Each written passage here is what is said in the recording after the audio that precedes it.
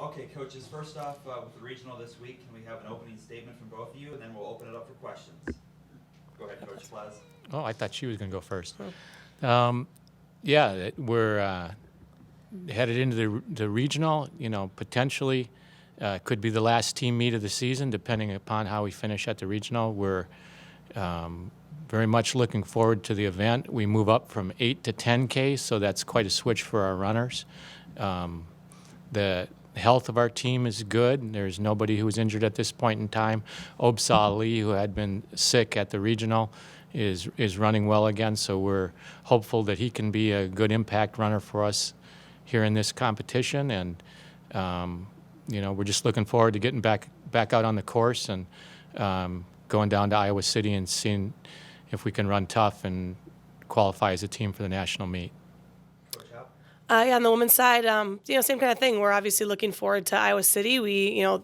None of my women on this roster have actually run that course, so it's going to be fun to go down there and put them on a different course. I actually ran that course as my only Big Ten cross country meet I ever ran in college, so I'm pretty excited to go back down there.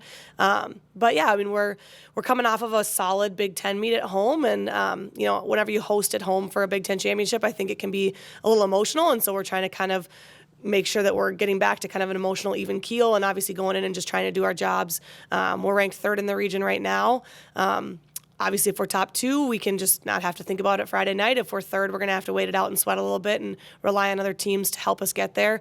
I hope that we have a chance to run at the national championship again. But there's a lot of stuff that's under our control and then some things that aren't. So we're just going to go in there and control what we can, run the best of our ability, and hope that when we walk off the course that we know that we did everything we were capable of doing, and then we could see kind of how the things play out from there to determine whether we get a chance to run a Terre Haute.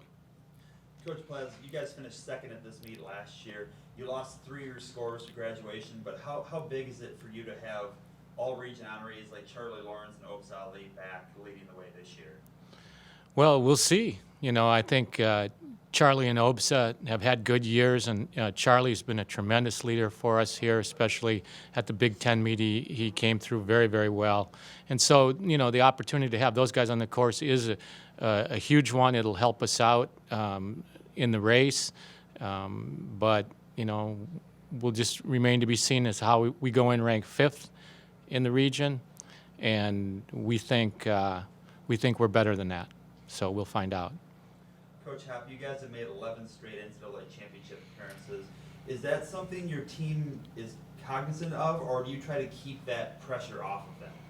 You're definitely very aware. I think when you're in a sort of a streak type situation, you never want to be the group that breaks that. You never want to, but it's a hard thing. There's only 5 teams in the nation that have done what we've done, and so it's not something that happens all the time. And, I try to take the pressure off of them that this is a very different group. Right now we have 3 freshmen, 2 sophomores and 3 sophomores and 1 junior in our top 7. So it's just a very new team, and they have to go in and just do what they're capable of doing on the day. And the cards will fall where they fall. We've been lucky in years past that we've had teams that I don't think are as good as this team that have made it in. And then we've had teams that are very talented, back historically that haven't made it. And so you just have to control your variables on the day.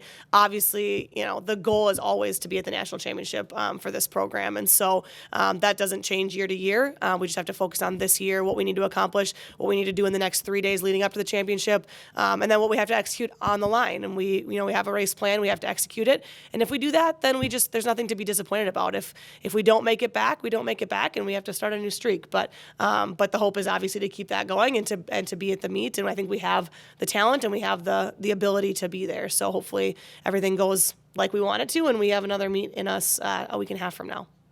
Applies along those same lines. Last year, your seniors were dead set on getting back to the NCAA championships. They did that. Do you sense that same drive from this year's team, given how much of an influence those seniors had on this crowd? Yeah, I don't think that's changed tremendously. We've lost Aaron Bartnick and Adam Zutz from last year, and Christian Scarrett, who were 3 of our top 5. So it's a new group. But as we talked about earlier, I think Charlie Lawrence is a tremendous motivator, and he's our captain, and he's a leader. And I know that he has these guys ready to make a run at getting back to the national meet. So, although we lost some people from last year off a team that was 19th, I do think we don't have a lot of room for error to make the national meet, but I do think we have the guys in place that if they put the right race together, we can be in the national meet. So, Iowa State and Oklahoma State would go into the meet as probably the two favorites in there, but also Tulsa has a tough team. And so, I think for us, we need to make a good shot at least finishing third. The top two spots may be tough for us, but maybe we can sneak in there. But if we can get third, I think we have a shot at it. And I don't see a reason why if we run well, we can't do that. Hop, you said none of your girls have ever ran at this course. You have. What tips have you given them? I want to get there and let them run it first. It's a deceptively difficult course. It's not as groomed as a Wisconsin course. It's not on a golf course. It's on a cross-country only facility. So it's a little longer grass. It's not quite as fast. And like anywhere in the Midwest, they've had a lot of rain. We've had a lot of rain. So I think it's going to be, you're going to go and run it and feel like, oh, this is a very easy course by comparison to what we just ran at Big Tens. But really, when you get into the grind of it, it's a course that does kind of wear on you. And I think that's something that some teams maybe aren't prepared for. When you jog it the day before at pre-meet, you kind of go, oh, this is easy. But then when you really get into it, we ran it for the Big Ten Championship 2 years ago. And I think the girls came out of it thinking like, oh man, that was a little harder than I anticipated it being. And so I think that's the message, is that you still can't get too aggressive early. You cannot try to win the meet at the mile. I think in these types of situations, people get antsy and people want to prove to themselves and everybody else that they're good. And they get out hard and they get in a situation where they're in the top two as a team at the mile or at the 3K even. And then other teams end up coming up at the end. And so I think it's just staying relaxed, staying calm, running the race plan. It's for the women, it's a two 3K loops. So you kind of have a very accurate midway point of knowing that on that second loop is where we got to make our statement, not on the first loop. And I tell them all the time, no one's going to give you a medal at the mile. It doesn't really matter. And so that's something Oklahoma State does a great job of that on the women's side. They really are conservative early and work their way up through the field. Last year we were in the top two at the mile, and then we ended up third at the end. And so hopefully we learned a little bit from that.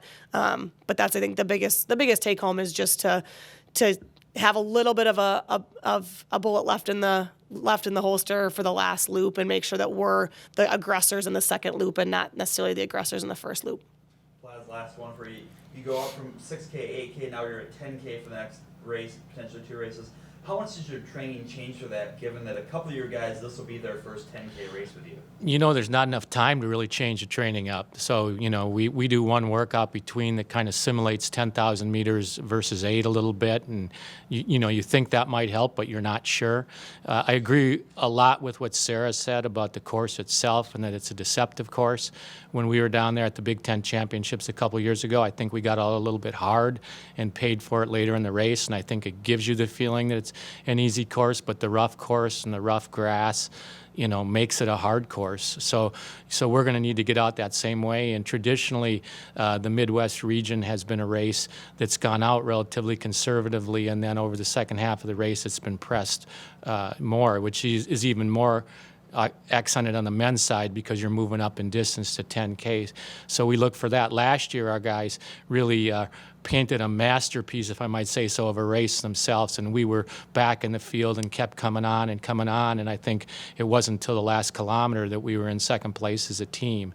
And so, if we can run with the same control, I always say in the first half of the race you're running with your head, and the second half of the race you're running with your heart, and I try to preach that with our guys, and I think if we do that, we'll be fine.